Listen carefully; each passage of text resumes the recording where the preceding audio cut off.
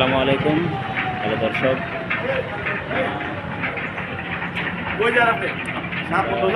আমি already Dhaka two Barishal যে launch ঘাট, সেই লঞ্চ ঘাটে আমি অলরেডি দাঁড়িয়ে আছি। এখানে আমরা দেখতে পাচ্ছি একটা লঞ্চ দাঁড়িয়ে আছে। লঞ্চ লেখা আছে সেখানে ঢাকা থেকে চাঁদপুর ঢাকা।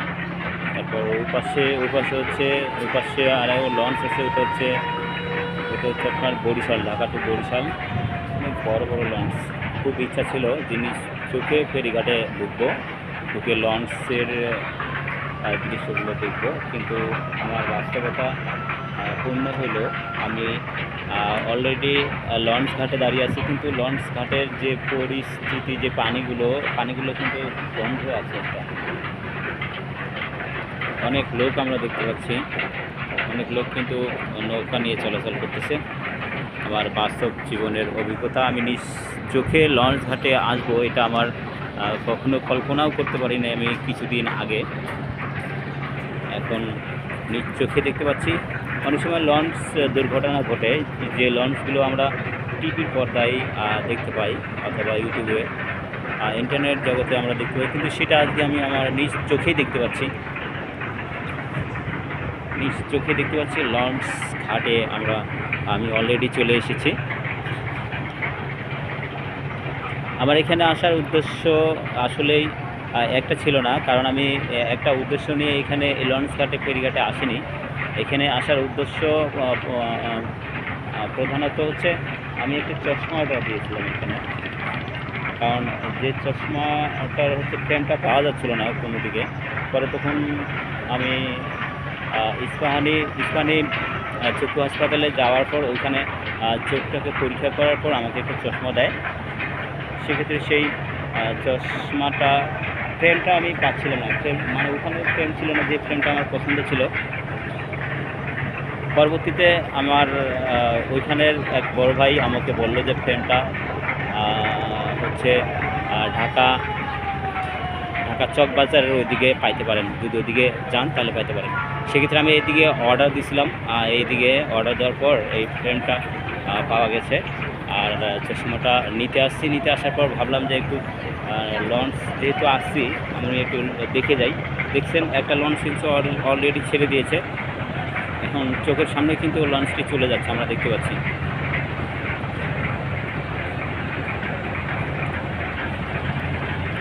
আমার নিজ চোখে দেখা অভিজ্ঞতা থেকে আমি আসলে এর আগে টিভির পর্দায় দেখতাম, কিন্তু আজকে বাস্তব দেখতে পাচ্ছি লঞ্চ, এবং লঞ্চ আমার চোখের সামনে চলে যাচ্ছে এবং ধোয়া উঠতেছে দেখতে পাচ্ছি। ওইটা হচ্ছে ঢাকা টু চাঁদপুর লঞ্চ।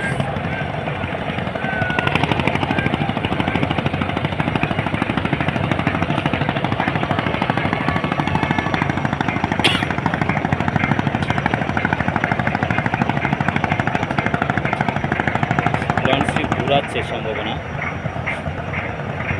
লঞ্চটি ঘুরাচ্ছে। মাথাটা এই পাশে থাকবে, এদিক দিয়ে লঞ্চটা ওই দিকে যাবে, সোজা টান দেবে এদিক দিয়ে। আসলে এখানে কিন্তু একটা লঞ্চ নয়, এখানে কিন্তু অনেকগুলো লঞ্চ আমরা দেখতে পাচ্ছি। ওই যে উপরের দিকে ওই পাশেও কিন্তু অনেক দূরে দেখতে পাচ্ছি আমরা অনেকগুলো লঞ্চে আটকানো রয়েছে। এই পাশেও কিন্তু অনেকগুলো ফেরি ঘাটে রেখে দেওয়া হয়েছে। এই লঞ্চটা কিন্তু অলরেডি ঘোরাচ্ছে, আমরা দেখতে পাচ্ছি। আপনারা ভিডিওটা দেখতে থাকলে আপনারা পরিপূর্ণ বুঝতে পারবেন যে লঞ্চ দেখুন কীভাবে ঘোরানো হচ্ছে।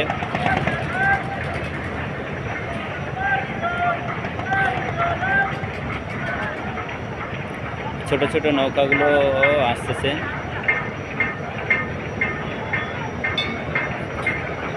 লঞ্চটাকে ঘোরানো হচ্ছে, অনেক সিস্টেম। দুইটি লঞ্চ কিছুক্ষণের মধ্যেই ছেড়ে যাবে। হচ্ছে ইমাম হাসান 5 লঞ্চ, লঞ্চটার নাম দেখতে পাচ্ছেন। লঞ্চটা কিন্তু অনেক বড়, 1 2 3 তলা বিশিষ্ট। আর লঞ্চে কিন্তু প্রচুর পরিমাণে মানুষ রয়েছে, আপনারা দেখতে পাচ্ছেন অনেক লোক রয়েছে কিন্তু লঞ্চে। আর একটা লঞ্চ বের ঘোরানো হচ্ছে, এটাও কিন্তু ঘোরাচ্ছে, এই যে দেখতে পাচ্ছি। অলরেডি ওই লঞ্চটা ছেড়ে দিয়েছে, অলরেডি কিন্তু অনেক রানিং পরিমাণে পানির কী পরিমাণ ছাড়ছে, অনেক রানিংয়ে যাচ্ছে, অনেক ধোয়া ছাড়ছে। আসলে নিজ চোখে বাস্তবতা দেখার জন্য আমি টিকিট কেটে এখানে ঢুকতে হয়। এখানে কিন্তু টিকিট ছাড়া এই লঞ্চ ঘাটে ঢুকতে দেওয়া হয় না। আমি এক ভাইকে জিজ্ঞাসা করলাম, ভাই আমি লঞ্চ ঘাটে ঢুকবো, আমি নিজ চোখে একটু দেখতে চাই, ভিতরে যাবো। ভাই আমাকে অনেক সহযোগিতা করছে এবং বলছে যে ভাই এখানে ঢুকতে গেলে টিকিট করতে হবে, টিকিট ছাড়া আপনি ঢুকতে পারবেন। পরে আসলাম, আসার পরে দেখলাম বাস্তবেই টিকিট কাটতে হয়, পরে তখন টিকিট কাটে এখানে ঢোকা হয়েছে। আমি অলরেডি লঞ্চ ঘাট থেকে একটা লঞ্চ কিন্তু চোখের সামনেই চলে গেল, আরও এইটাও ছাড়বে সম্ভাবনা, অলরেডি স্টার্ট হয়েছে। আর এই পাশে আরেকটা লঞ্চ, এটাও ঘুরানো হয়েছে। এটা কিন্তু যেটা চলে গেল এর আগে, তার থেকে এটা কিন্তু অনেক বড়, এটাও 3 তলা বিশিষ্ট লঞ্চ, এটাও 3 তলা বিশিষ্ট লঞ্চ, কিন্তু এটা অনেক বড়, দেখতে পাচ্ছি আমরা, এটা অনেক কিন্তু বড়। এটাও অলরেডি ছাড়তেছে।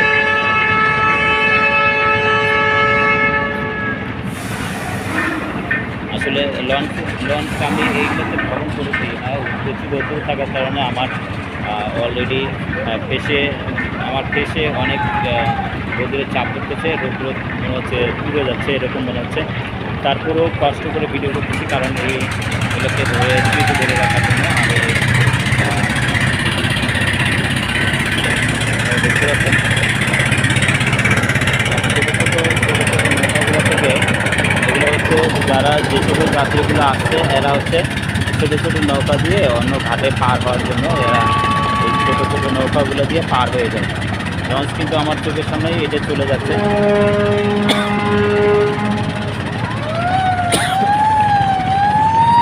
এই লঞ্চটাই কিন্তু এখনই ছেড়ে দিচ্ছে, যেটা অনেকক্ষণ থেকে এখানে দাঁড়িয়েছিল, সেই লঞ্চটাই কিন্তু এখন ফেরিঘাট থেকে অলরেডি চলে যাচ্ছে। আর নির্দিষ্ট টাইম হওয়ার সাথে সাথে কিন্তু ফেরিঘাট থেকে চলে যায়। আপনারা দেখতে পাচ্ছেন ওটা হচ্ছে ফারহান 10 নম্বর, এটা চলে গেল, এটাও ঘুরাচ্ছে।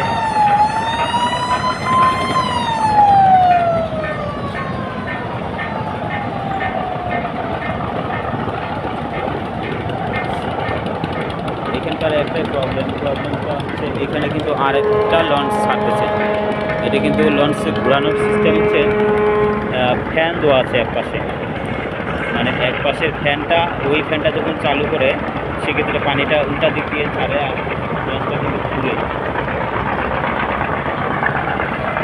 এটা 2 তলা বিশিষ্ট লঞ্চ, এটাও মোটামুটি অনেক ঠিক ট্রেনের মতোই ক্যাবিনগুলো দেওয়া আছে, সুন্দর সুন্দর ক্যাবিনগুলো অনেক সুন্দর হয়েছে। এটা কিন্তু ঘুরতেছে, এটাও চলে যাচ্ছে ঢাকা থেকে চাঁদপুর।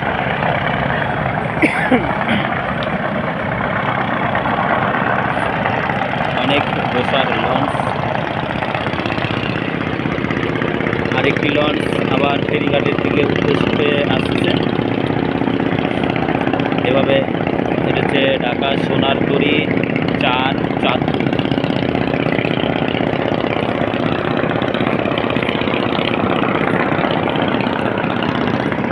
এটার অনেকগুলো ফ্যান আছে চলে, নিচে অনেক ফ্যান আছে। এই ফ্যানগুলোর দ্রুত গতিতে চলার কারণে কিন্তু এগুলো অনেক দ্রুতভাবে চলাচল করতে পারে। অনেক ফ্যান, শক্তিশালী বড় ফ্যানের কারণেই কিন্তু অনেক দ্রুত গতিতে চলতে পারে।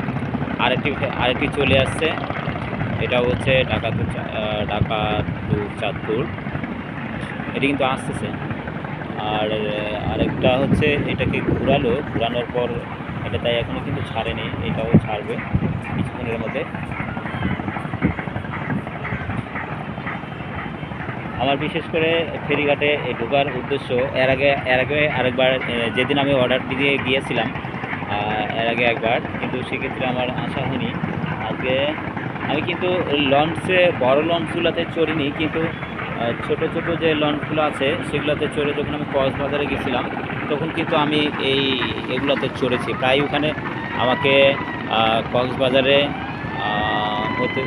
ওইখানে হচ্ছে আমার অনেক প্রায় আমাকে নৌকাতে থাকতে হয়েছে, ছোটো লঞ্চগুলো ওগুলোতে থাকতে হয়েছে প্রায় প্রায় 1 ঘন্টার মতো শুধু আমাদের থাকতে হয়েছে এখানে সমুদ্র সৈকত পার হতে।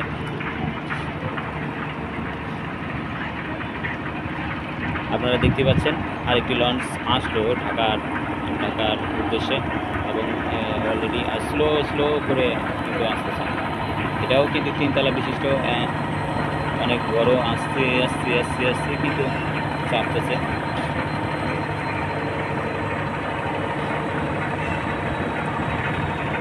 ভিতরে কিন্তু লোক বসার জন্য অনেক সিট রয়েছে, অনেক লোক রয়েছে ভিতরে। লঞ্চটা মোটামুটি অনেক ফাঁকা। আপনি পার্সোনালভাবে থাকার জন্য আলাদা পর্দা সিস্টেম করে দেওয়ার জন্য আলাদা রুম রয়েছে। লঞ্চ আবার ঘুমিয়ে যেতে পারবেন সেই জন্য রুম রয়েছে। 1, 2, 3 তলা বিশিষ্ট লঞ্চ।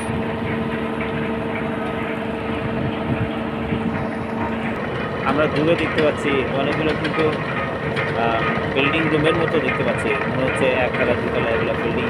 আসলে এগুলা বিল্ডিং না, এগুলো প্রত্যেকটি লঞ্চ। যে দূরে দেখতে পাচ্ছি এগুলো সবগুলোই লঞ্চ।